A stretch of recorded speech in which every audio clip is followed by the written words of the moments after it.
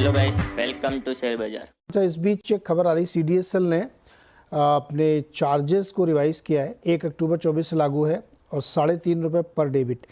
ये ध्यान रखना चाहिए कि सेबी ने ये सब चीज़ें कही थी, इसलिए 1 अक्टूबर से सारी कंपनियां, ये सारे एक्सचेंजेस, ये सारी डिपॉजिटरी अपने टैरिफ प्लान को रिव्यू कर रही हैं और यूनिफॉर्मिटी उसमें ला रही हैं। अभी ₹3.5 पर डेबिट ट्रांजैक्शन टैरिफ इन्होंने अनाउंस कर दिया है। आपको याद होगा 2 दिन पहले MCX ने अपने जो ऑप्शन है उसके ट्रांजैक्शन चार्जेस में रिवीजन करके उसको इक्वलाइज किया था। तो ये उसी दिशा में है, क्योंकि 1 अक्टूबर से सब लागू होने हैं। अगला सवाल अविनाश का इंदौर से हमारे साथ जुड़ रहे हैं। अविनाश जी नमस्कार, सवाल पूछिए। हाँ, good morning sir. Good morning. मैं CNBC का रेगुलर कस्टमर हूँ। मेरा सवाल ये है कि मैं कोचिन शिपयार्ड के 36 शेयर, एवरेज उसका है 1895 रुपए का लेके रखे हैं। आज मेरा लगभग 6700 रुपए के करीब मेरा नुकसान हो रहा है। तो इस ट्रेड में बने रहना चाहिए या एवरेज करने के लिए और शेयर बाय करना चाहिए? राजेश जी, 2 सवाल हैं। एक तो इसमें बने रहना चाहिए क्या और फ़ायदा होगा कि नहीं होगा, और दूसरा सवाल है कि अगर प्राइस नीचे आ ही गया है तो क्या एवरेज किया जा सकता है इसको? बिल्कुल बिल्कुल नीरज जी, बिल्कुल एवरेज करना चाहिए। देखिए, आज नहीं चल रहा है जनरली। ओवरऑल अगर ये थीम ही देखें, आप कोचिन शिपयार्ड देखें, प्रीमियर एक्सप्लोजिव्स देखें, BL देखें, थोड़े सब सब थोड़े सबड्यूड है। और वो सबड्यूड होना भी अच्छी बात है। मेरे हिसाब से ये तैयारी हो रही है एक नई रैली के लिए, लेकिन फिलहाल तो ये करेक्शन में है। तो देखिए, व्यू थोड़ा सा कॉन्ट्रा है।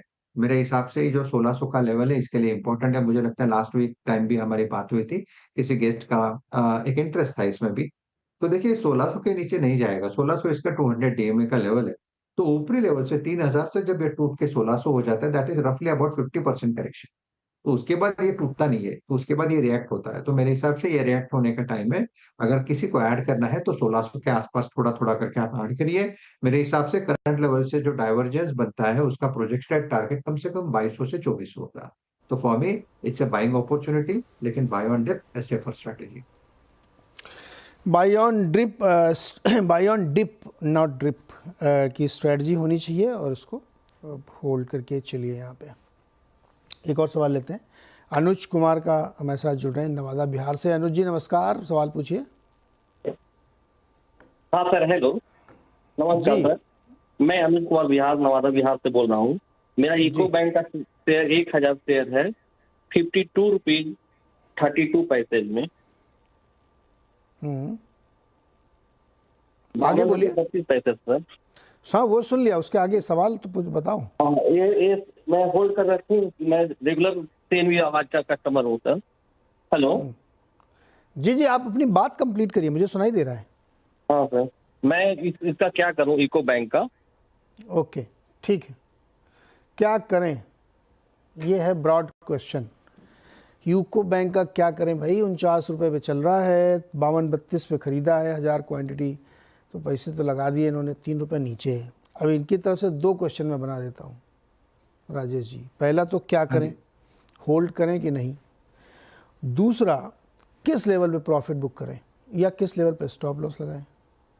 जी, देखिए नीरज जी, मुझे लगता है कि अगर आप ओवरऑल बैंकिंग सेक्टर देखें या इनफैक्ट बैंक निफ्टी देखें, तो बैंक निफ्टी फिलहाल चल रहा है अपने एक, आप कह सकते हैं कि जो हम लोगों ने एक्सपेक्ट किया था कि बैंक निफ्टी इस सीरीज चलेगा, ये चल रहा है। लेकिन किस किस किस वजह से चल रहा है, आप देखिए 2 सेक्टर्स होते हैं, एक PSU बैंकिंग और एक प्राइवेट सेक्टर बैंकिंग। तो प्राइवेट सेक्टर बैंकिंग के स्टॉक्स तो धड़ल्ले से चल रहे हैं। तो आप देखिए कितना अच्छा चल रहा है। HDFC देखिए, पूरा सब अच्छा चल रहा है। HDFC, कोटक, ICICI, एक्सिस सब चल रहा है। PSU बैंकिंग थोड़ा-सा लगाड़ है। लेकिन मुझे लगता है जैसे ही सीरीज खत्म होने के बाद PSU बैंकिंग में स्ट्रेंथ आएगी, तो आई एम क्वाइट बुलिश। मुझे लगता है इनफैक्ट आज सुबह का मेरा मॉर्निंग ट्रेड था बैंक ऑफ बड़ौदा, और अभी भी मुझे लगता है ये bank of Baroda, SBI, Canara bank ये चलेगा। सो द पॉइंट इज, अगर PSU बैंकिंग चलेगा तो यूको बैंक भी चलेगा। यूको बैंक में जो करेक्शन हुआ है 60-62 के लेवल से हुआ है करीबन 48 तक, जो इसका 200 DMA का लेवल है। टेक्निकली यहाँ पे एक पॉजिटिव डाइवर्जेंस भी आता है। दैट सिंपली मीन्स कि करंट लेवल से लोअर साइड जल्दी नहीं खुलेगा। तो द पॉइंट इज, यहाँ पे लॉस वॉस बुक करने की जरूरत नहीं है, एग्जिट लेने की जरूरत नहीं है, आपको होल्ड करना है 46 के स्टॉप लॉस के साथ। मुझे लगता है कि नीरज जी, यहाँ से अगर ओवरऑल पीएसयू बैंकिंग संभलेगा तो ये भी संभलेगा। इसका पहला रेजिस्टेंस आएगा 54 का, दैट विल बी टारगेट 1। 54 अगर निकल गया फिर मुझे लगता है ये जाएगा कम से कम 58 to 60। So for me this is an hold.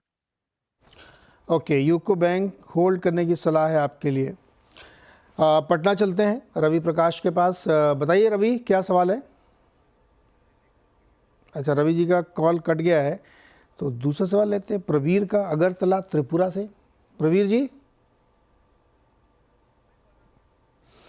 Okay, Pravir जी का भी कनेक्शन नहीं हो रहा है, तो फिर सोशल मीडिया से कुछ एक क्वेश्चन लेते हैं। वहाँ पे बहुत लोग पूछा लगा, सोशल मीडिया का दिन नहीं है, लेकिन फिर भी मैं एक दो क्वेश्चन ले लेता हूँ। और क्वेश्चन आया है कुमार सुनील का।